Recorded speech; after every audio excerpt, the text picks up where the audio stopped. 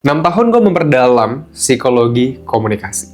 Dan gue menemukan ada 3 kebiasaan kecil yang sering banget dilakuin tanpa sadar. Bahkan oleh kita semuanya, yang ternyata ini bikin siapapun yang ngobrol sama kita jadinya nggak betah, males, bahkan gak mau lagi ngobrol sama kita. Dan 90% orang bahkan sering banget ngelakuin kesalahan yang ketiga. Dan gue bakal mulai dengan kesalahan yang pertama, yaitu adalah menjadi si korban dunia. Waktu dulu, pas lagi di zaman SMA, gue pernah punya seorang teman yang kita awalnya temenan baik banget. Karena gue ngerasa gue cocok nih temenan sama teman gue ini gitu kan. Singkat ceritanya, si teman gue ini tuh punya sedikit permasalahan hidup kurang lebih. Jadi teman gue ini itu pernah bilang ke gue bahwa gue ini lagi ada masalah nih di rumah gitu kan. Ada masalah dengan orang tuanya yang gue gak bakal sebutin apa gitu. Nah akhirnya sebagai teman yang baik, ya gue cuma bisa menjadi pendengar yang baik aja gitu kan. Gue gak bisa bantu yang gimana-gimana banget, setidaknya gue bisa meringankan beban dari hati dia lah. Nah gue ngedengerin temen gue ini. Oke. Gue dengerin, gue menjadi pendengar yang baik, gue gak ngadu nasib, gue gak gantian ngomong, gue selalu lebih banyak bertanya, gue pengen dia setidaknya ngerasa dipahami. Oke. Tapi again, seperti kebanyakan manusia pada lainnya dan pada umumnya, kehidupan gue pun gak berjalan mulus secara terus-menerus. Oke, akhirnya di suatu tahun, kalau nggak salah 2000 berapa ya? Gue lupa deh. Tapi intinya nggak lama setelah COVID deh. Intinya gue mulai memasukin titik terberat di hidup gue pada tahun itu. Dan gue waktu itu nggak punya temen lain sedekat temen gue yang ini. Oke. Akhirnya gue mulai curhat sama si teman gue yang ini dengan harapan setidaknya gue bisa didengerin lah sama dia, setidaknya untuk meringankan beban hati gue juga. And then setelah gue curhat, respon pertama ini by the way untuk konteksnya ini pertama kali gue curhat sama teman gue ini. Setelah gue curhat, respon pertama dari teman gue ini adalah, oh gitu, iya. Tau gak sih, terus kemarin tuh bapak gue ABCDFG. Di titik itu, gue ngerasa muka gue tuh kayak dilemparin sama pai pumpkin yang langsung meledak semuanya di kepala gue. Karena gue cuma sekedar kayak tukang yang bertugas untuk mendengarkan curhatan dia. Dan di titik itu, gue ngerasa kayak gue gak bisa lagi temenan sama teman gue ini. Karena gue ngerasa hubungan pertemanan itu cuma sekedar menguntungkan satu pihak doang. Ya gue juga gak mau gitu kan. Teman seharusnya adalah orang yang bisa support lo dalam kondisi baik, dalam kondisi buruk, yang bakal mengatakan hal baik tentang lo, yang akan mengatakan hal buruk juga secara jujur, yang bisa lo tingkatkan. Mereka pengen lihat lo sukses, dan itu adalah teman, definisi teman. Bukan cuma sekedar yang ada kalau misalkan mereka butuhnya doang. Itu bukan teman. Tapi permasalahannya adalah setiap dari kita pernah jadi teman gue yang dulu itu. Kita pernah selalu, gue pengen didengerin, gue lebih banyak ngomong, gue lebih jadi pusat perhatian. Kita bahkan kadang kala kita cuma mendengarkan untuk nunggu gantian berbicara. Kita nggak bener-bener lagi pengen mendengarkan orang di depan kita. Tapi tahu gak magicnya di mana? Ketika misalkan lo nantinya bener-bener ngebuka hati lo full all in, pengen memahami, mendengarkan, pengen bisa bikin orang di depan lo merasa super duper dimengerti oleh lo, siapapun yang ngobrol sama lo itu bakal betah banget pas ngobrol sama lo. Gue jamin 1000%. So itu yang kesalahan pertama yang bikin orang jadinya males pas ngobrol sama lo. Kesalahan kedua yang sering banget terjadi saat kita sedang mendengarkan orang adalah kita seringkali ngadu nasib. Bang, apa yang lo maksud dengan ngadu nasib, bang? Gini, ngadu nasib sebenarnya adalah kita tuh bertujuan untuk pengen bilang orang di depan kita bahwa lo nggak sendirian kok, gue juga pernah ngalamin hal yang sama.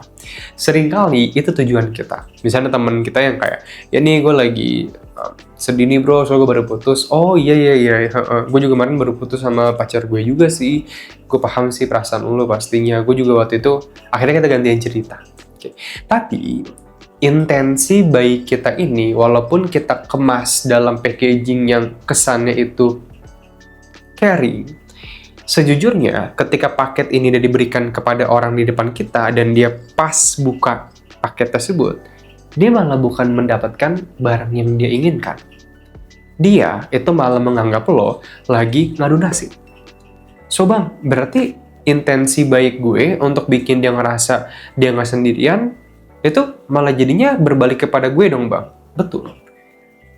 Terus bang, kalau gitu gue harus ngapain nih bang? Oke, kalau misalkan lo pengen ngelakuin kebalikannya, yang harusnya kita lakuin adalah kita lebih banyak sekedar bertanya aja, mendengarkan dia. Oh, lo lagi baru putus sebelum? Oh, I see. Oh, lo baru, oke. Oh, dia selingkuh dari lo. Oke, nah, terus? Nah, lo masih ngerasain sedih gak sampai sekarang?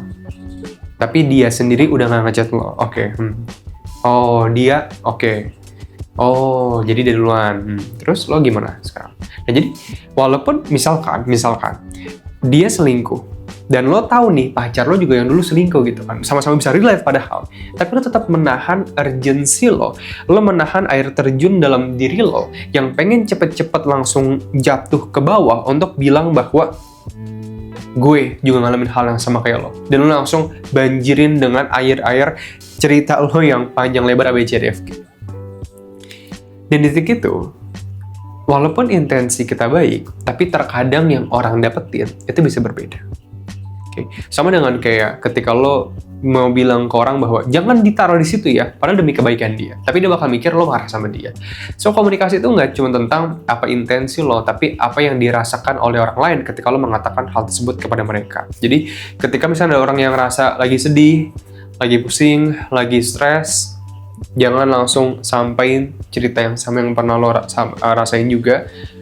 Cukup dengerin aja yang banyak, pahamin perasaan mereka, lebih banyak bertanya aja sampai mereka akhirnya udah selesai ngomong, cut, di situ udah selesai. Kalau udah bikin mereka ngerasa dipahami.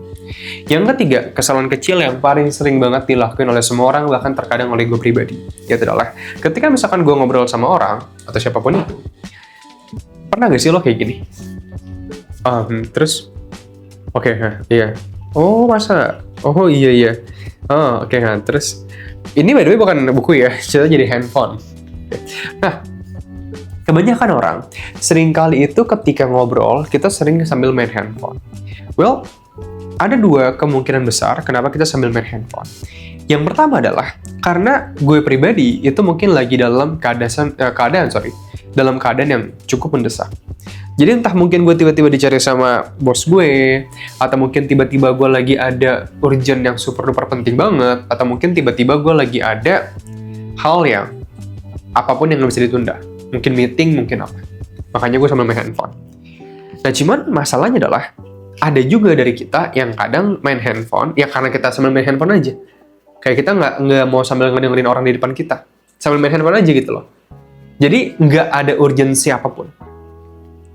Yang gue sampaikan dalam video kali ini itu adalah, gue nggak bilang lo nggak boleh sama sekali main handphone. It's not mean, bukan berarti kalau misalkan seandainya anabul kesayangan kita di rumah lagi sekarat dan tiba-tiba kita ditelepon oleh keluarga kita bahwa anabul kita harus dibawa langsung ke rumah sakit karena kalau nggak dia bisa sambil lewat, well, of course, gue udah ngabisin 6 tahun bareng anabul gue sayang banget sama mereka, gue bakal ngabisin waktu secara urgent demi mereka bahkan.